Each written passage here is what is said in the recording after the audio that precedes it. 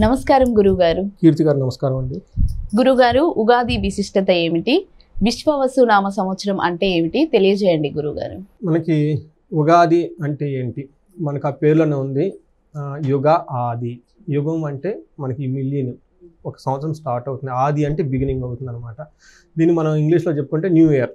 Okay, మనకి December అయిపోయిన జనవరి ఎలా వస్తుందో మనకి తెలుగు సంవత్సరాల ప్రకారం, ఓకే, హిందూ క్యాలెండర్ ప్రకారం, మన సనాతన ధర్మం ప్రకారం కూడా న్యూ ఇయర్ స్టార్ట్ అయ్యేది ఇది మనకి ఉగాదితో స్టార్ట్ అవుతుంది.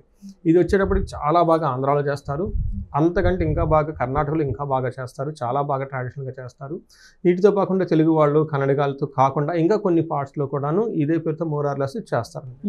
ఇదేంటంటే మనకి చైత్ర మాసం ఎప్పుడైతే స్టార్ట్ అవుతుందో దానికి ముందు అమావాస్య అయిపోయిన తర్వాత పాడ్యం రోజు నుంచి మనకి ఎప్పుడైతే స్టార్ట్ అవుతుందో మనకి పూర్వకాలంలో దాదాపు శాతవాహన అప్పుడు డిసైడ్ చేశారు ఇక్కడ నుంచి ఉగాది ఇలా సెలబ్రేట్ చేసుకోవాలి, శాతవాహన అని చెప్పేసి అక్కడ నుంచి ఆ యుగం స్టార్ట్ అవుతుంది అన్నట్టు చెప్పారనమాట. ఇందులో మీరు ఈ ఉగాది యొక్క విశిష్టత న్యూ ఇయర్ స్టార్ట్ అవుతుంది. అయితే మనకి చాలా మహర్షులు గొప్ప సిస్టాన్ని పెట్టారండి. అందులో వచ్చేటప్పటికి ఆధ్యాత్మికంగా ఉండటము, రాశి ఫలాలు తెలుసుకోవటము, అలానే ఉగాది పచ్చడి చేయటము. ఓకే, ఎందుకంటే జీవితంలో మనకి మంచి చెడు కలిసి ఉంటాయి. సో మనం ఈ మంచి చెడుల్లో కూడా ఆనందంగా ఉండాలి, బ్లిస్ఫుల్గా ఉండాలి. మనం ఎంత స్ట్రాంగ్గా ఉండాలంటే ఆ కింద మంచి చెడులు మనకు టచ్ చేయకూడదు. సో అందుకని ఒక గుర్తుగా మనకి ఉగాది పచ్చడి చేస్తూ ఉంటారు. అయితే ఈ విశ్వవసునామ సంవత్సరం, ఇప్పుడు మనం రాబోయే సంవత్సరాన్ని శ్రీ విశ్వవసునామ సంవత్సరం అంటారు.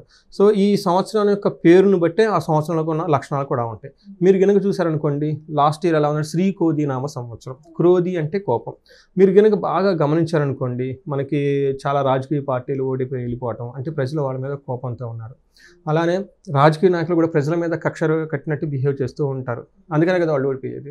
అంతేకాకుండా మనం కనుక చూసుకున్నాం అనుకోండి, ప్రకృతి కూడాను చాలా చోట్ల మనకి తుఫాన్లు వచ్చినాయి, తర్వాత యుద్ధాలు చాలా ఎక్కువ మనకి జరిగినాయి. మనకి ఇంటర్నేషనల్గా చూసుకున్నా కానివ్వండి, అలానే కాలిఫోర్నియాలో అడవులు తగలబట్టడం కానివ్వండి, మనకి యుక్రెయిన్ వార్ కానివ్వండి, తర్వాత రష్యా, దాంతోపాటు మనకి హమాస్ టెర్రరిజం అని కానివ్వండి, ఇజ్రాయెల్ వార్లు కానివ్వండి, అలానే మనకి బంగ్లాదేశ్లో కూడా చూసాం. ఉన్న గవర్నమెంట్ పోయేసి కొత్త వాళ్ళు రావటము, అలానే అక్కడ హిందువులు చాలామందిని ఊచకోత వేయటము, ఇదంతా కోపం అండి. గమనించారా? ఈ సిరీస్ అవి ఎక్కడ ఆగలేదండి, ఇది లాస్ట్ వరకు కూడా జరిగిందండి.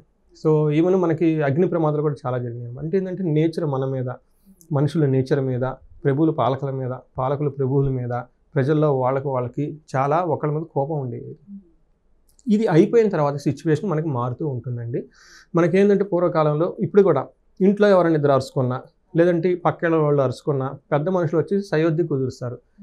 మనం అంతా లెగిసి ముఖాలు చూసుకుంటూ ఉండాలి, ఎంతకాలం పోట్లాడుకుంటాం, ఇదన్నీ వదిలేసి మనం బాయి కలుద్దాం, లేదంటే మనం చుట్టాలము, మనంతా ఒక ఊరు వాళ్ళము, ఎందుకు కలుసుకోవటం అని ఒక సయోధ్యగా కుదిర్చి చక్కగా ప్రాబ్లమ్స్ ఏంటంటే వదిలేసి ఇంకా చాలా పెద్దగా ఉంది, చాలా గొప్ప అవకాశాలు ఉన్నాయి, ముందుకు పోండి, సర్దుకొని పోండి అని చెప్తూ ఉంటారు కదండి. ఆ సిచ్యువేషన్ విశ్వవసు నామ సంవత్సరం. సో విశ్వం అంటే యూనివర్స్ అండి, వసు అంటే సంపద, ఐశ్వర్యం. ఇంకా ఏం చెప్తారంటే వసు అంటే యంగ్ అమ్మాయి అనమాట, కన్య. ఇలా ఏ ప్రకారం అంటే నివాసం కూడా చెప్తారు. సో వసు అంటే నివాసం కూడాను. విశ్వం అంతా పెద్ద నివాసం మనలో ఉంటున్నాం. ఎందుకు చిన్న వాటి దగ్గర గొడవ పడతారు? ఈ విశ్వం అంతా మనతో ఉంది. ఈ విశ్వంలో చాలా గొప్ప గొప్ప శక్తులు మనకున్నాయి, సంపదలు మనకున్నాయి, ఆపర్చునిటీస్ మనకున్నాయి. వాటిని పక్కన పెట్టుకొని చక్కగా అందరం కలిసి మళ్ళీ ఒక బ్యూటిఫుల్ ప్రపంచానికి వెళ్ళిపోదాము. మనకి శ్రీ విశ్వవసునామ సంవత్సరం, దాని ముందు క్రోధినామ సంవత్సరం, ఇలా మనకి మన మహర్షులు గొప్ప సిస్టాన్ని పెట్టారండి. మనిషికి ఆయుష్ 120 సంవత్సరాలు. సో ఏమిటంటే మనకి 60 సంవత్సరాలకు పేర్లు ఉంటాయండి. మనం ఎప్పుడైతే 60 సంవత్సరాలు కంప్లీట్ అయినా దానికి షష్ఠి పూర్తి అంటారు. సో మనకి ఆయుష్, మనకి జ్యోతిష శాస్త్రం ప్రకారం కలియుగంలో 120 సంవత్సరాలు. షష్ఠి పూర్తి ఎప్పుడైతే ఫస్ట్ 60 కాగానే మళ్ళీ రెండో సైకిల్ రిపీట్ అయిపోతుంది, అంతటితో ఆయుష్ అయిపోతుంది అనమాట. అయితే ఈ 60 సంవత్సరాలకి ఒక్కొక్క సంవత్సరానికి ఒక్కొక్క పేరు ఉంటుంది. ఈ పేర్లు ఎలా వచ్చాయి? సో మనకి ఏం చెప్తారంటే, నారద మహర్షికి 60 మంది పుత్ర సంతానం అంటారు. ఒక యుద్ధంలో వాళ్ళంతా చంపబడతారు. దాంతో నారద మహర్షికి పుత్రశోకం వచ్చేసి ఆయన ఎప్పుడు నారాయణ నారాయణ అని జపం జపిస్తూ ఉంటాడు కాబట్టి ఆయన నేను నీ నామాన్ని ఎంతగా జపించాను, నాకు ఈ పుత్రశోకం ఏంటి అని చెప్పేసి రోధిచ్చేస్తారనమాట. దానితో విష్ణుమూర్తి కరుణ చెంది సో అయ్యింది అయిపోయింది. అయితే ఇదంతా మంచిగా జరిగింది. ఇక నుంచి నీ పుత్ర సంతానము ఈ కలియుగం ఉన్నంత వరకు ప్రతి సంవత్సరాన్ని ఒక్కొక్క కొడుకు వచ్చేసి రిప్రజెంటేషన్ చేస్తూ వాళ్ళు సృష్టి ఉన్నంత కాలము 60 సంవత్సరాలు ఒక్కొక్కరు ఒక్కొక్క తిరుగు వాళ్ళ పేరుతో చేస్తూ ఉంటారు. వాళ్ళు ఏ సంవత్సరానికైతే అధిపతిగా ఉంటారో ఆ సంవత్సరం వాళ్ళ యొక్క పేరుతో పిలుస్తారు. వాళ్ళ యొక్క ఆశయాలకు అనుగుణంగా కూడా ప్రకృతి అంతా నడుస్తూ ఉంటుంది అని చెప్పేసి వరం ఇచ్చి వెళ్ళిపోతారండి. అందుకని ఇప్పుడు మనం ఈ పిలుచుకొని 60 సంవత్సరాలకి ఒక్కొక్క దానికి ఒక్కొక్క పేరు ఉంటుంది. ఆ పేర్లు నథింగ్ బట్ నారద మహర్షి యొక్క సంతానానికి ఉన్న పేర్లండి. ఓకే గురుగారు, విశ్వవసునామ సంవత్సరంలో తులారాశి వారికి ఎలా ఉండబోతుందంటారు గురుగారు? ఒక ముక్కలా చెప్పాలంటే విశ్వవసునామ సంవత్సరం ఇప్పటిదాకా మనం ఏదైతే మాట్లాడుకున్నామో అది వీళ్ళకి ఎగ్జాక్ట్గా అక్షరాల రాబోతుందండి. ఓకే, చాలా బాగుందని చెప్పాలి. సో ఈ సంవత్సరం మనకి టెక్నికల్గా చూద్దాం ఎలా బాగుందనేది. ముందు చిత్తా నక్షత్రం, ఇందులో నక్షత్రాలు కనుక మనం చూస్తే 3, 4 పాదాలు, స్వాతి 1, 2, 3, 4 పాదాలు, విశాఖ 1, 2, 3 పాదాలు అంతా మనకి తులారాశిలో వస్తారు. పేరు బలం కనుక మనం చూసుకుంటే ఇందులో రా, రీ, రు, రే, రో, తా, తీ, తూ, తే ఈ అక్షరాలు మోరార్లెస్ ఇదే సౌండ్తో ఉన్న వాళ్ళంతా కూడాను మనకి తులారాశి కింద ఒకసారి చెప్పుకోవాలి. మోస్ట్ పాపులర్ పేరు ఇందులో ఎవరున్నారండి? రామ. ఓకే, చాలా మందికి ఎక్కువగా ఉంటుంది. అలా తా అన్న పేరుతో ఎక్కువగా ఉంటుంది. వీళ్ళంతా కూడా మనకి ఎక్కువగా పిలుస్తూ ఉంటారు. మనకి రిపీటెడ్గా ఈ రాశిలో ఉన్న పేరు వాళ్ళకి ఎక్కువగా ఉంటారండి. మనం కనుక చూసుకుంటే రాతో ఎక్కువగా ఈ తులారాశి వాళ్ళ పేరు బలం వాళ్ళు ఎక్కువ ఉంటారు. ఇందులో మనకి కంద ఆదాయ ఫలితాలు కనుక చూసుకుంటే వీళ్ళకి ఆదాయం 11, వ్యయం 8. ఓకే గురుగారు, బాగుంది. సో వీళ్ళకి రాజపూజ్యము 2, అవమానం 2. ఓకే, సమానంగా ఉందని మనం చెప్పుకోవాలన్నమాట. మనకి ప్లానెటరీ పొజిషన్ బట్టి మనం చూసుకుంటే శని మీనరాశిలోకి 29 రెండవ ఉగాది పండుగ నుంచే మీనరాశిలో ఉన్నారు. గురువు వచ్చేటప్పటికి మిథున రాశిలో, రాహుకేతులు కుంభరాశిలోను, తర్వాత సింహరాశిలోను మే 18 నుంచి మే 14 నుంచి వీళ్ళు వెళ్తూ ఉన్నారండి. అయితే ఈ యొక్క గ్రహస్థితిని బట్టి మనం కనుక చూసుకుంటే మనకి ఏమని చెప్తారంటే లఘు గోచారం, సూక్ష్మ గోచారం అన్న కాన్సెప్ట్లో వార్తల్లో ముఖ్య అంశంలాగా హెడ్లైన్స్ లాగా వెరీ సింపుల్గా ముందుగానే తెలుసుకోవచ్చు. వీళ్ళకి ఎలా ఉంటుందంటేనండి 4 మాటలు సింపుల్గా చెప్పాలంటే సపత్నక్షయం, సుఖప్రాప్తి, శోకం, సౌఖ్యం అని చెప్తారు.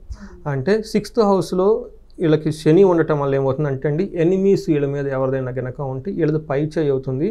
వాళ్ళు క్షయం, ఎనిమీలు అనేవాళ్ళు లేకుండా వెళ్ళిపోతారు.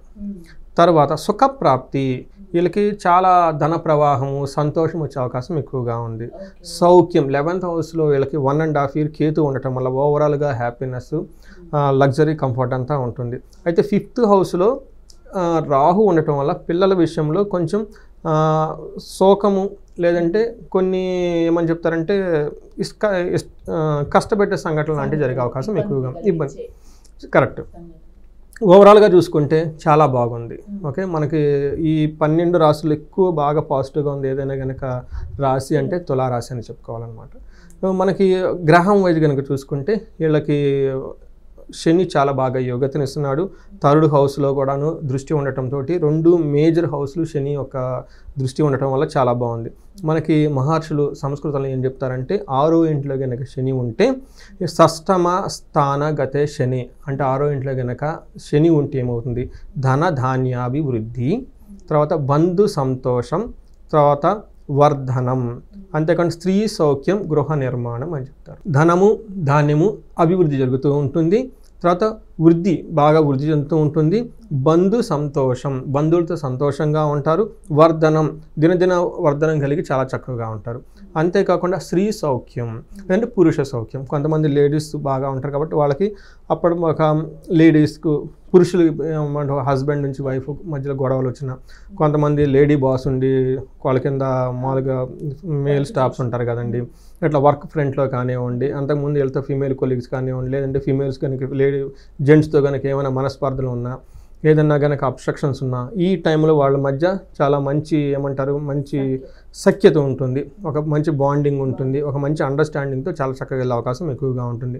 అంతేకాకుండా గృహ నిర్మాణం, ఈ రాశి వాళ్ళు తులారాశి వాళ్ళు ఇల్లు కట్టుకోవాలనుకుంటే, ఇల్లు కొనుక్కోవాలనుకునేది బెస్ట్ టైం ఇయర్ అండి. శ్రీ విశ్వవసునామ సంవత్సరం వీళ్ళకి చాలా చాలా యోగ్యతనిస్తుంది. ఇది వెరీ వెరీ రేర్గా వచ్చే అవకాశం కాబట్టి ప్రతి మూమెంట్ని చాలా హోలిస్టిక్గా చాలా ప్లాన్డ్గా కనుక టైం స్పెండ్ చేస్తే ఈ సంవత్సరం చాలా ఎక్కువగా బెనిఫిట్ అవుతారండి. టైంని వేస్ట్ చేసుకుని, ఎందుకంటే ఎంత ప్లానర్ సరిగా ఉన్నా మనం ప్లానింగ్ సరిగా లేకపోతే మన ప్రిపరేషన్ ఉండాలి కదండి. అందుకని జాగ్రత్తగా, లేదంటే టైం సింపుల్గా పాస్ అయిపోతుంది. అందుకని వీళ్ళకి మూడో దృష్టిలో ఇంట్లో దృష్టి ఉండటం వల్ల ఏం చేస్తారంటే అండి, వీళ్ళకి బ్రదర్స్ నుంచి సిస్టర్స్ నుంచి చాలా సపోర్ట్ వస్తుంది, చాలా ధైర్యంగా కూడా ఉంటారు. అయితే వీళ్ళకి ఒకే ఒక విషయంలో కేర్ఫుల్గా ఉండాలి. ఏమంటేనండి, వీళ్ళకి కోర్టు వ్యవహారాల్లో ఇలాంటి విషయాలు కొంచెం జాగ్రత్తగా ఉండాలి. అనవసరంగా లీగల్ లిటిగేషన్స్ పోకుండా కొంచెం దూరంగా ఉంటే కొంచెం డిఫికల్ట్ అయిన సిచ్యువేషన్స్ నుంచి బయటపడే అవకాశం ఎక్కువగా ఉంటుంది.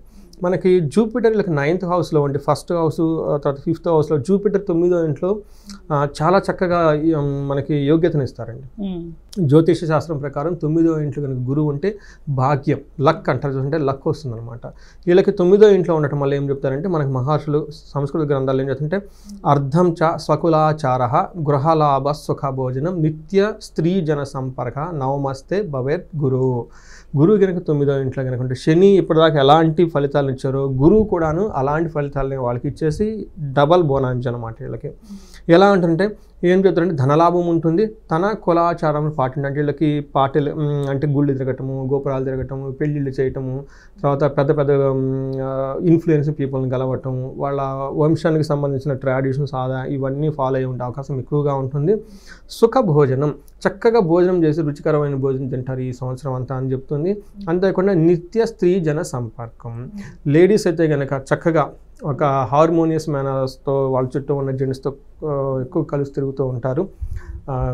వాళ్ళకు హస్బెండ్ కానివ్వండి, తర్వాత పిల్లలు కానివ్వండి, లేదంటే వాళ్ళ ఇంట్లో ఎల్డర్స్ కానివ్వండి, లేదా ఆఫీస్లో ఉన్న కొలీగ్స్ కానీ, అదేవిధంగా జెంట్స్ కూడాను వాళ్ళతో కలిసి చక్కగా ఒక నిర్మాణాత్మకమైన ఒక పనిని చేపట్టేసి చాలా దిగ్విజయంగా ఎలాంటి మనస్పర్ధలు లేకుండా చేసే అవకాశం ఈ రాశి వాళ్ళకి చాలా ఎక్కువగా ఉంటుంది.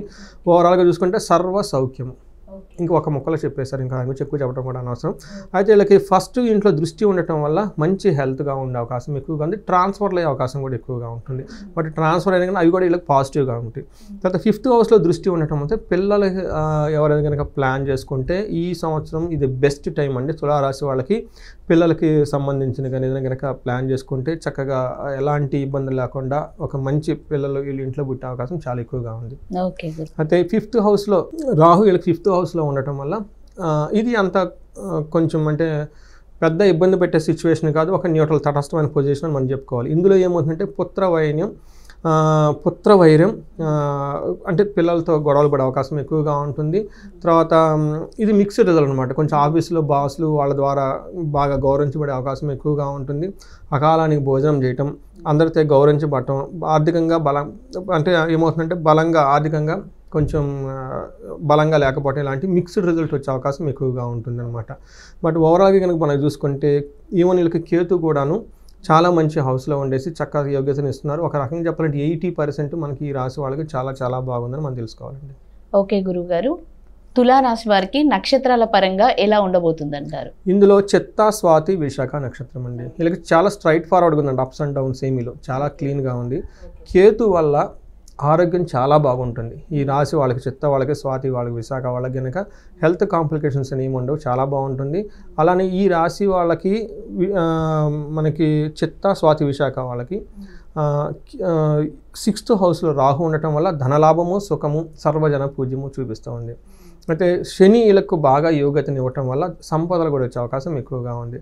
అయితే వీళ్ళకి గురువు వల్ల 10th హౌస్లో ఉండడం వల్ల కొంచెం మిక్స్డ్ రిజల్ట్ వచ్చే అవకాశం ఎక్కువగా ఉంది. చిత్తా నక్షత్రం వాళ్ళకి 2 హెల్త్ వాళ్ళ ఓన్ శరీరమే వాళ్ళకి ఇబ్బంది పెడుతుంటారు. అంటే శారీరకంగా బాధ వస్తుంటారు, శారీరక దేహపీడం అంటారు, లేదంటే మరణము అని చెప్తూ ఉంటారు.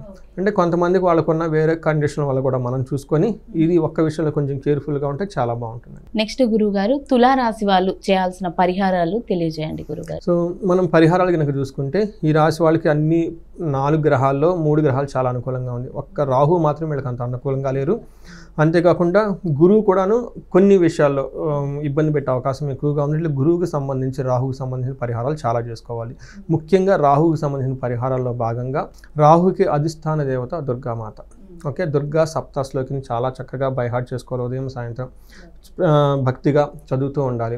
అంతేకాకుండా ఓం దుమ్ దుర్గాయ నమః అనే మంత్రాన్ని జపించుకుంటూ ఉండాలి. ఒక్కసారి నాకు కంపల్సరీ దుర్గామాతని, ఓకే, కనకదుర్గమ్మని విజయవాడ కనుక దర్శనం చేసుకొని అక్కడ టైం స్పెండ్ చేస్తే చాలా బాగుంటుంది. రాహుకి అధిష్టాన దైవం సుబ్రహ్మణ్యేశ్వర స్వామి. నమస్కారం కనుక అందులోనూ రాహుకాలంలో చేస్తే ఇంకా చాలా మంచి, చాలా రాహుకాలానికి చాలామంది క్యూలో నుంచి కూడా ఉంటారు.